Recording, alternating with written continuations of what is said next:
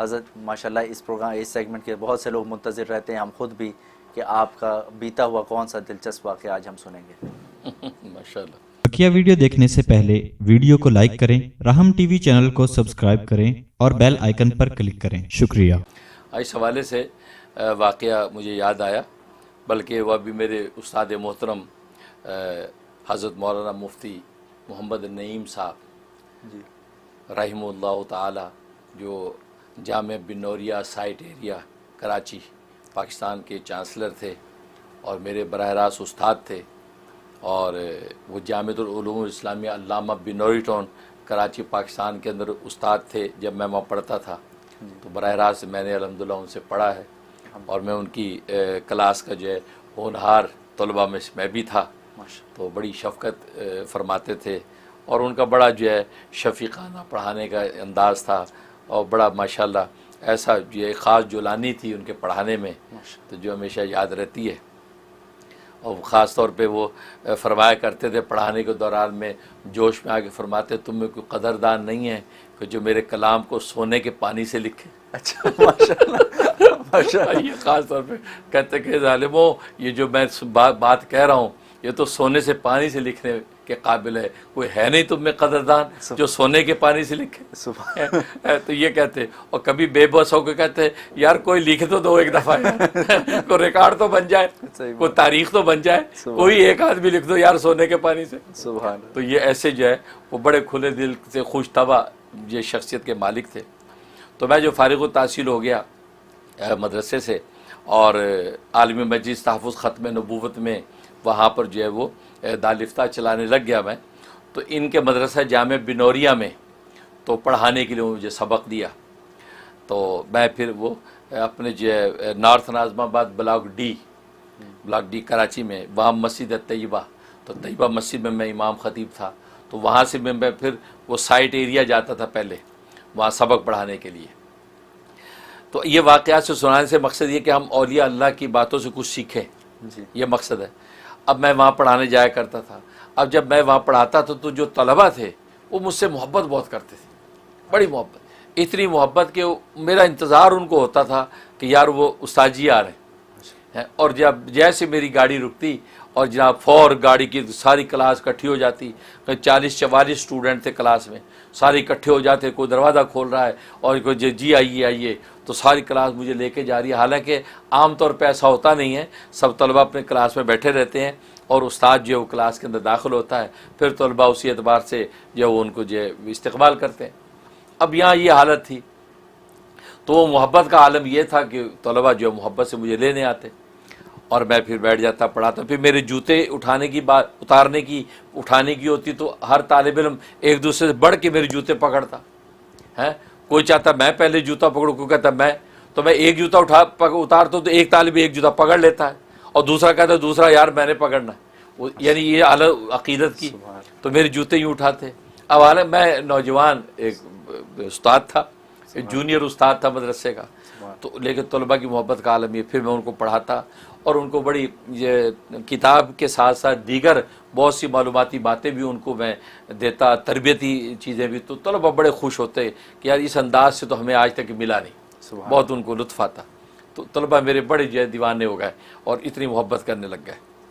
अब हुआ ये कि अब ये जब सूरत हाल होती कि सारी क्लास बाहर निकल के मुझे वहाँ से लेके आती और फिर मेरे जूते उठाने पर लड़ते। फिर जब मैं जाने लगता तो जूते रखने में हर बंदा चाहता कि मैं रखूँ, तो ये हालत होती।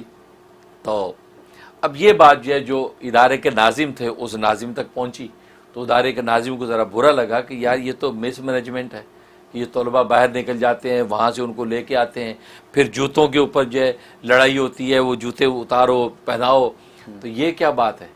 जबकि बूढ़े बूढ़े जो असातिज़ा भी मौजूद हैं उनके साथ भी ठीक है, तलबा उनके जूते उठाते रखते हैं, लेकिन यार ये यहाँ तो मोहब्बत का आलम ही अलग है।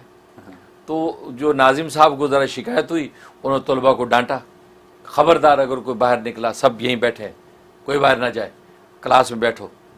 तो यूँ करके उनको डांटा, तो कोई जूता उठाने के लिए जाए, ये बात हुई। अब जनाब वो मैं जो है अगले दिन आया तो 2-4 तालिब इल्म मुझे लेने आए, बाकी अंदर दुब के बैठे रहे और मैं क्लास में आया, उन्होंने जूते रखे बैठ गए। तो तलबा के हज़रत वो नाजिम साहब ने हमें डांटा है। उन्होंने कहा कि भाई वो तुम लोग जूते उठाते हो उनके, हैं वो तुम्हें जूते उठाने के लिए कहते हैं इसलिए उठाते हो? कहा जी नहीं, हमने कहा नहीं, वो नहीं कहते जूते उठाने के लिए, हम तो अपनी मौन से हमें मोहब्बत इतनी है, क्योंकि जब हम उनसे सबक पढ़ते हैं तो सिर्फ सबक ही नहीं, दीगर इतनी मालूमाती बातें हमें मिलती हैं, इसलिए हम उनसे मोहब्बत करते हैं। तो कहते उन्होंने हमें इस तरह डांटा है। ये बात उन्होंने मुझे कही कि ख़बरदार आप कोई ना उठे जूते उठाने के लिए, बिल्कुल ये बात कही। तो खैर मैं सुन ली, तो मैंने कहा नहीं ठीक है, नाजिम साहब जैसे कह रहे हैं मदरसे का जो नज़म है उस नज़म पे तुम अमल करो। अब मैं आ गया, तो जब आया तो अगले दिन जो है मैं जो है वो इत्तेफाक से मेरे वालिद निस्बती और मेरे पीर व मुर्शद शहीद इस्लाम हज़रत मौलाना मोहम्मद यूसुफ लुधियानवी शहीद क़ुद्दस सिर्रुहु, तो वो जो है किस अपनी गाड़ी पे आए, तो मैं उनकी गाड़ी में बैठ के दफ्तर की तरफ जा रहा था। तो रास्ते में मैंने उनसे ये बात शेयर की कि ये हुआ कि वो कल जो है इस तरीके से जो है वो वहाँ पे जो है नाजिम साहब ने तलबा को डांटा कि वो जूते ये उठाते हैं, तुम लोग ख़बरदार अगर कोई गया तो ये बात हुई। तो मैंने हज़रत से बताई, तो हज़रत मुस्कुराने लगे। हज़रत ने एक वाक़या सुनाया, हज़रत ने वाक़या सुनाया कि असल में कहते हज़रत थानवी रहमतुल्लाह अलैह के खलीफा हैं हज़रत मौलाना फ़कीर मोहम्मद साहब। मौलाना फ़कीर मोहम्मद साहब उनको हज़रत थानवी रहमतुल्लाह ने बक्का फरमाते थे, बक्का। वो रोते बहुत थे, बहुत रोते थे। और मैंने उनकी ज़ियारत की है जामे इस्लाम में बिनौरी टाउन कराची पाकिस्तान में, वो तशरीफ़ लाते थे, उनका दीदार भी किया, उनको मुझसे मुसाफ़ा भी किया है, उनकी दुआओं में भी मैं शरीक हुआ हूँ। तो वो रोते थे, अल्लाह का नाम बस सुना और धाड़े मार के रोते थे, अजीब बड़े ऐसे धाड़े मार के रोते, ये कैफियत। तो उनका नाम ही हज़रत थानवी रहमतुल्लाह अलैह ने बक्का रख दिया, बक्का। तो गालिबन ये पेशावर की तरफ के हैं। तो मौलाना फ़कीर मोहम्मद साहब रहमतुल्लाह अलैह, तो फरमाया कि ये मौलाना फ़कीर मोहम्मद साहब जो है हज पर गए, तो हरमैन शरीफैन के अंदर जो हरम में खड़े नमाज़ पढ़ रहे हैं। अच्छा, नमाज की हालत में उनकी ये हालत होती थी कि नमाज जब पढ़ते तो साथ वाला महसूस करता था कि एक हंडिया उबल रही है उनके सीने में, जैसे खुद नबी करीम सल्लल्लाहु अलैहि वसल्लम के बारे में आता ना, एक हंडिया को उबाल आता है सीने में, जैसे ऐसा अंदर उबल रही है। तो गोया कि रोने को रोका हुआ उन्होंने, इस तरह नमाज पढ़ते थे वो, साथ वाला महसूस करता था। ये कैफियत खुदा से ताल्लुक़ का ये आलम था। लेकिन जैसे इमाम सलाम फेरता अस्सलाम वालेकुम रहमतुल्लाह, अस्सलाम वालेकुम, दूसरा सलाम जैसे फेरते थे हजरत, उसके बाद ज़ोर से चीख मारते, अब बर्दाश्त, अब चीख मारते और धाड़े मार मार के रोते। ये उनकी कैफियत थी और ये नज़ारा हमने देखा। ये तो हरम में कहते ये कैफियत के साथ वो नमाज पढ़ते, इस तरह एकदम चीख निकल जाती उनकी और धाड़े मार के रोते। तो ये मंजर देख के तो वहाँ की जो शुरते थे, पुलिस वाले, वो पकड़ लिया उन्होंने। अच्छा, कहा कि ये रियाकार है, अच्छा। ये रियाकार है, ये रियाकारी करता है, ये इस तरह धाड़े मार के सर रोता है, ये क्या बात हुई? तो वो शुरते पकड़ के उनको ले गए औकाफ, वजीर औकाफ के पास। अच्छा, अब वहाँ तो ज़ाहिर है कि वो अलग तरह की पाबंदियाँ हैं, वो इस तरह के हक़ाइक़ से बसों को तो वाकिफ़ नहीं होते, तो वो ले गए कि ये रियाकार है। अब वज़ीर औकाफ के सामने बिठा दिया हज़रत को, तो फरमाया कि ये रियाकार है। उसने कहा क्या शिकायत है? कहते जी ये रोता है, ये चीखे मार के रोता है, धाड़े मार मार के रोता है। तो भाई ये से रोना ये क्यों बात है? तो ये रियाकार है। तो वज़ीर औकाफ को ये शिकायत की, तो वज़ीर औकाफ ने हज़रत से कहा कि ये जो तुम इस तरह रोते हो, ये तसन्नो, बनावट, ये रिया है, वो हराम। ये बात वो हराम से नीचे तो आते नहीं, तो हराम ये कह दिया। तो हज़रत लुधियानवी शहीद रहमतुल्लाह फरमाने लगे देखो अल्लाह वाले जो है वो उनको अल्लाह अजीब उन्वान समझाते हैं, पर एक छोटा सा जुमला कहते हैं, लंबी बहस नहीं करते और बात ख़त्म हो जाती है। तो हज़रत फरमाया कि ये रियाकार है, रियाकारी है, और रिया जो इख्तियारी फ़ेल है, बंदे के इख्तियार में है, इख्तियारी फ़ेल है, गैर इख्तियारी नहीं, और हर बंदे के इख्तियार में है, ठीक है ना। जब ये इख्तियारी फ़ेल है तो तुम्हारे इख्तियार में भी होगा, तो बिल्कुल उस तरह करके तुम मुझे दिखा दो, आज के बाद मैं नहीं करूँगा। सुभान अल्लाह, सुभान अल्लाह। जनाब वो अक्का पक्का देकर हैरान हो गया। कहते जब इख्तियारी फ़ेल है कोई भी कर सकता है, तेरे भी इख्तियार में है, लिहाजा जिस तरह मैं रोता गिड़गिड़ाता हूँ वैसे तू करके दिखा दे, तो मैं आज के बाद मैं रोना बंद करूँ। सुभान। वो कहता है वो तड़प गया और उठ गया तड़प के, कहा कि या अल्लाह हुआ मजनून, या अल्लाह हुआ मजनून। कहते ये मजनून है, इसको ले जाओ भाई, ले जाओ। ये हमारे पास इसका जवाब नहीं। सुभान अल्लाह। तो हज़रत ने, हज़रत लुधियानवी शहीद रहमतुल्लाह ने वाक़या सुना के मुझे कहा कि जैसे मौलाना फ़कीर मोहम्मद साहब ने कहा था ना कि भाई अगर ये रोना अपने इख्तियार में है तो तुम ही करके दिखा दो, तुम भी कर सकोगे तो मैं आज के बाद छोड़ दूंगा।